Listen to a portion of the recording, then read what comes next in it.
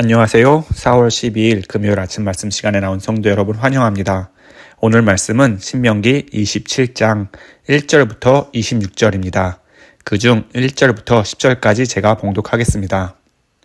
모세와 이스라엘 장로들이 백성에게 명령하여 이르되 내가 오늘 너희에게 명령하는 이 명령을 너희는 다 지킬지니라.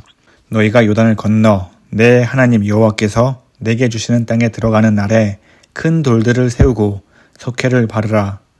요단을 건넌 후에 이 율법의 모든 말씀을 그 위에 기록하라.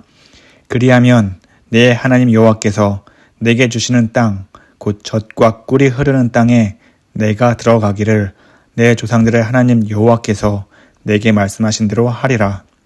너희가 요단을 건너거든 내가 오늘 너희에게 명령하는 이 돌들을 에발산에 세우고 그 위에 석회를 바를 것이며 또 거기서 내 하나님 여호와를 위하여 제단 곧 돌단을 쌓되 그것에 쇠 연장을 대지 말지니라.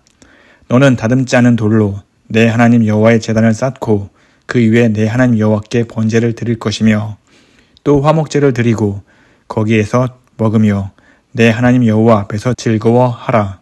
너희는 이 율법의 모든 말씀을 그 돌들 위에 분명하고 정확하게 기록할지니라. 모세와 레위 제사장들이 온 이스라엘에게 말하여 이르되 이스라엘아 잠잠하여 들으라. 오늘 내가 내 하나님 여호와의 백성이 되었으니 그런즉 내 하나님 여호와의 말씀을 청종하여 내가 오늘 내게 명령하는 그 명령과 규례를 행할지니라. 아멘. 얼마 전에 우리나라 대한민국에 총선이 있었습니다. 누가 국회의원이 될지 또 어느 정당이 많은 득표를 얻을지 큰 관심거리였습니다. 또 올 연말에는 미국 대선이 있습니다. 누가 대통령이 될지 벌써부터 많은 관심을 갖고 예측하기도 합니다. 이렇게 사람들이 선거에 큰 관심을 갖는 이유는 누가 대통령이 되고 또 의원이 되느냐에 따라 국가의 정책과 방향성이 크게 바뀌기 때문입니다. 오늘날 국민들이 선출한 지도자들의 영향력이 이렇게 큰데 옛날 왕이 가졌던 권력은 절대적이었을 것입니다. 짐이 곧 국가다라고 말한 프랑스의 왕 루이 14세처럼 왕의 권력은 어마무시했습니다.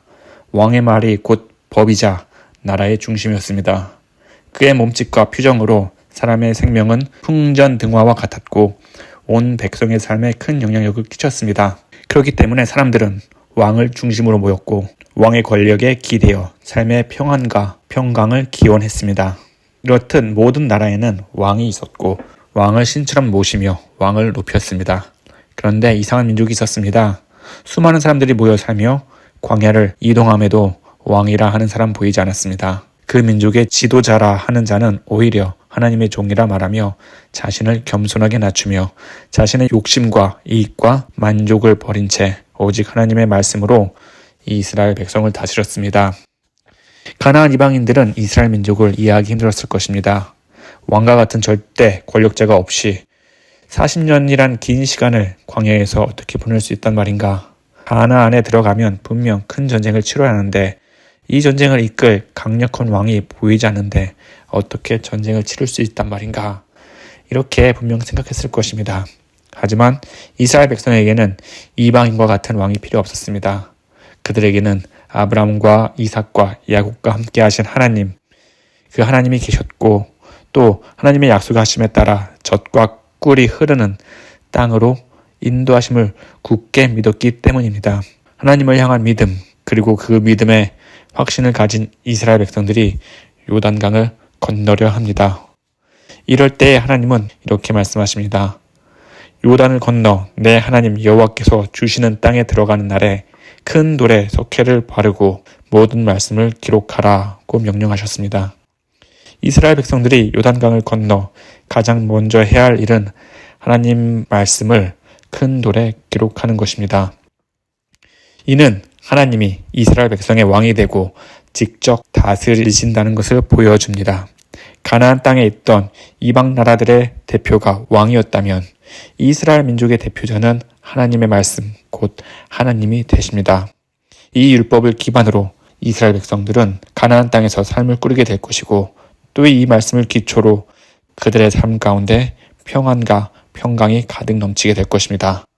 그리고 하나님은 모든 율법을 석회 바른 돌에 기록하면 조상에게 약속하신 대로 이스라엘 민족에게 젖과 꿀이 흐르는 땅을 주신다고 약속하셨습니다. 하나님의 말씀이 곧 이스라엘 민족의 중심이 되고 또 약속의 땅 가나안에서 살게 될 이스라엘 백성들에게 삶의 출발점이 되는 것입니다. 성도로서 이 땅에 살아가는 우리에게 왕은 누구인가요? 다른 말로 우리의 삶의 주인은 누구인가요? 우리는 비록 미국이라는 나라에 살고 있지만 예수님께서 하나님의 나라가 이미 너희에게 임하였느니라 라고 말씀하신 것처럼 우리는 하나님 나라에 살고 있습니다.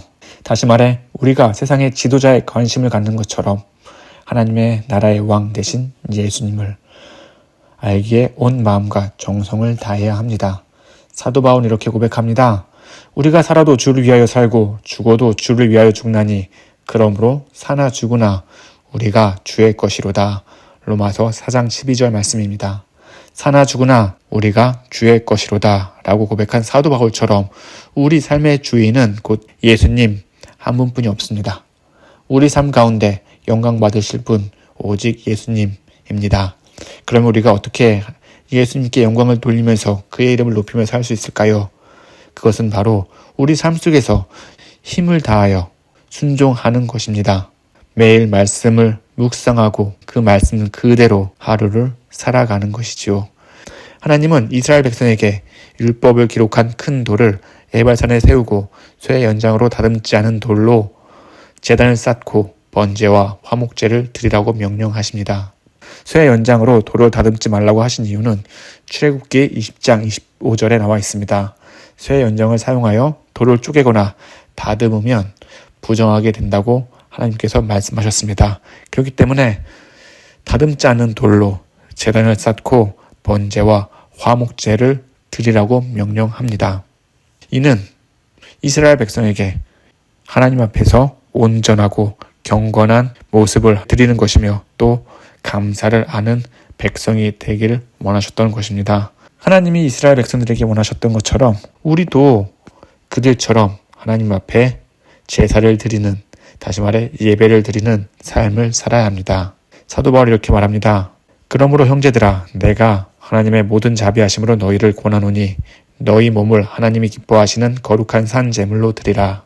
이는 너희가 드릴 영적 예배니라. 로마서 12장 1절입니다. 우리가 이 땅 가운데 살아가는 한 하나님이 기뻐 받으시는 예배를 드려야 합니다. 주일에 예배 드리는 것도 중요하지만 우리 월, 화, 수, 목, 금, 토 이 땅 가운데 살아가면서 우리 삶이 곧 예배가 돼야 되는 것입니다. 우리가 읽진 않았지만 11절부터 26절까지 하나님이 저주하는 행동에 대해 말씀하십니다.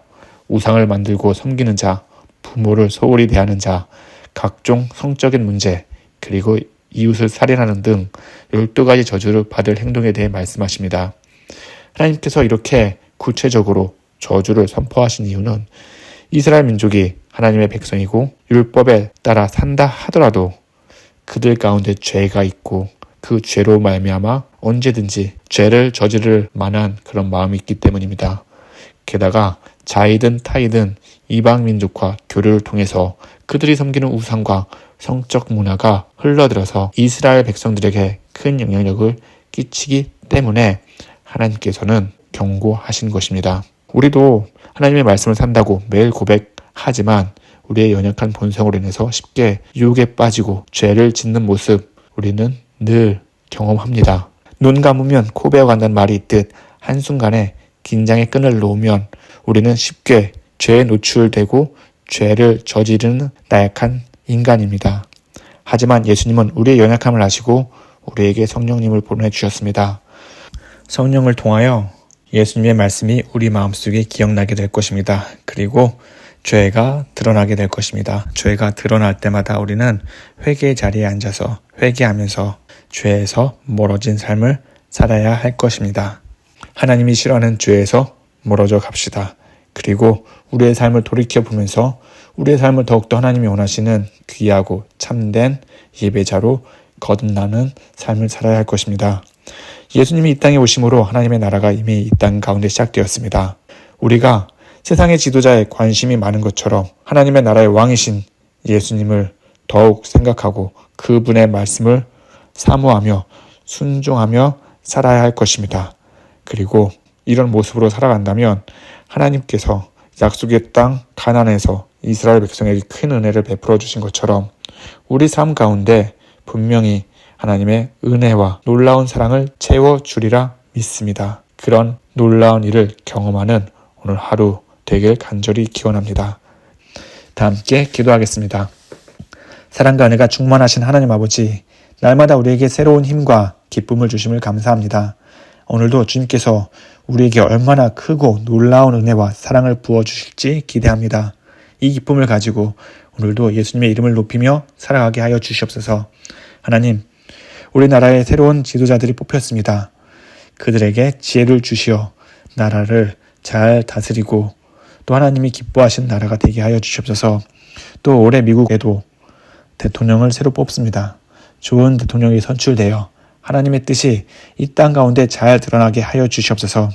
하나님, 우리가 이 땅에 살면서 우리의 삶의 주인이신 예수님을 한순간이라도 잊지 않게 해주시고 항상 그 말씀에 따라 순종하고 겸손하면서 우리 삶 가운데 하나님의 이름이, 하나님의 은혜가, 하나님의 영광이 드러나는 삶을 살아가게 하여 주시옵소서. 하나님, 우리 자녀를 위해서 기도합니다. 우리 자녀들이 세상의 흐름에 휩쓸려 살아가지 않게 하여 주시옵소서. 우리 자녀들에게 분별의 지혜를 주시고 무엇이 옳고 그른지 명확하게 주의 말씀 가운데 판단할 수 있도록 주님 인도하여 주시옵소서. 그래서 세상이 원하는 죄를 짓지 않고 하나님께서 원하시는 기쁨, 하나님이 원하시는 사랑, 하나님이 원하시는 귀한 능력을 세상 사람들에게 널리 전하는 귀한 자녀가 되게 하여 주시옵소서. 감사합니다. 이 모든 말씀 살아계신 예수님의 이름으로 기도합니다. 아멘.